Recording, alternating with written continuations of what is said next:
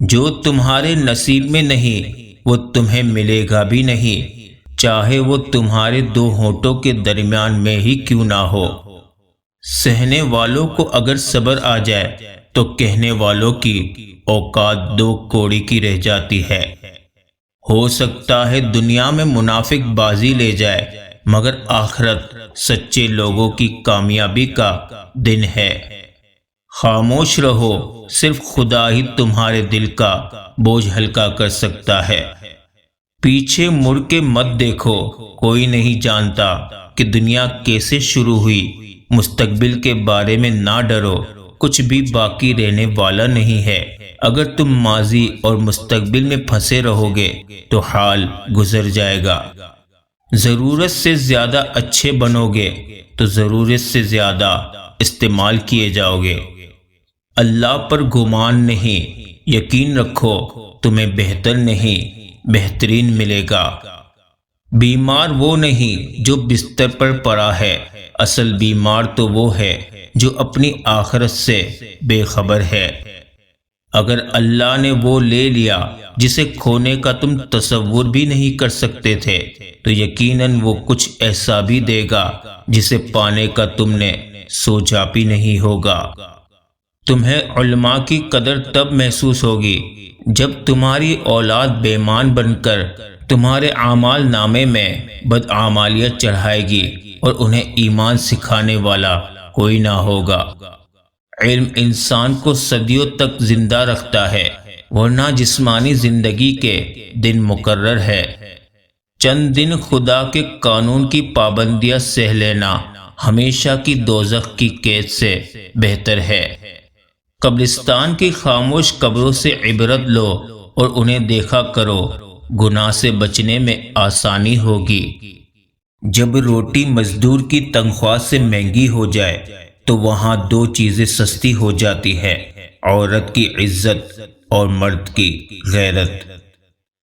عزت کے بغیر محبت کا کوئی وجود نہیں، کیونکہ رشتہ کوئی بھی ہو عزت کے بنا بیکار ہے۔ جو مل رہا ہے تمہارے لیے بہتر ہے، تم نہیں جانتے لیکن دینے والا تو خوب جانتا ہے۔ ہمارے جسم پر اتنے بال نہیں ہیں جتنے احسانات ہمارے اوپر حضور اکرم صلی اللہ علیہ وسلم کے ہیں۔ بے شک اپنی روح کا سودا کسی بھی چیز کے ساتھ مت کرو، یہ واحد چیز ہے جو تم اس دنیا میں لے کر آئے ہو اور صرف اسے ہی واپس لے کر جاؤ گے۔ ہو سکتا ہے آپ کے پاس بانٹنے کے لیے کچھ نہ ہو، لیکن شکر کرنے کے لیے کچھ نہ کچھ ضرور ہوگا۔ دنیا کی تمام کامیابیوں کو موت سے ضرب دے دیں تو نتیجہ صفر نکلتا ہے۔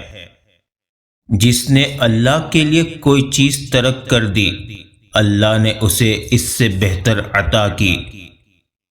صرف رب ہی وہ شہنشاہ ہے جو مانگنے پر خوش اور نہ مانگنے پر خفا ہوتا ہے۔ سب کچھ حاصل نہیں ہوتا زندگی میں، کسی کی کاش اور کسی کا اگر رہ ہی جاتا ہے۔ اچھے لوگ اپنی نیکی کو اور برے لوگ دوسروں کی نیکی کو بھول جاتے ہیں۔ تمہاری سرپرستی اور مدد کے لیے اللہ ہی کافی ہے۔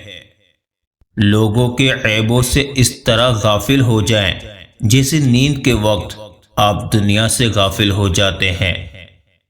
سچے رشتے کچھ نہیں مانگتے سوائے وقت، عزت اور محبت کے۔ نفرت ایک مردہ ہے جسے لوگ اپنے دلوں میں رکھ کر دلوں کو قبرستان بنا لیتے ہیں۔ مومن وہ ہے کہ جب اللہ تعالیٰ کا ذکر کیا جاتا ہے تو ان کے دل ڈر جاتے ہیں۔ اس دنیا کا سب سے بڑا خسارہ نماز اور قرآن کو کھو دینا ہے، یعنی اگر ہماری زندگی میں نماز اور قرآن نہیں ہے تو اس سے بڑا خسارہ اور کوئی نہیں۔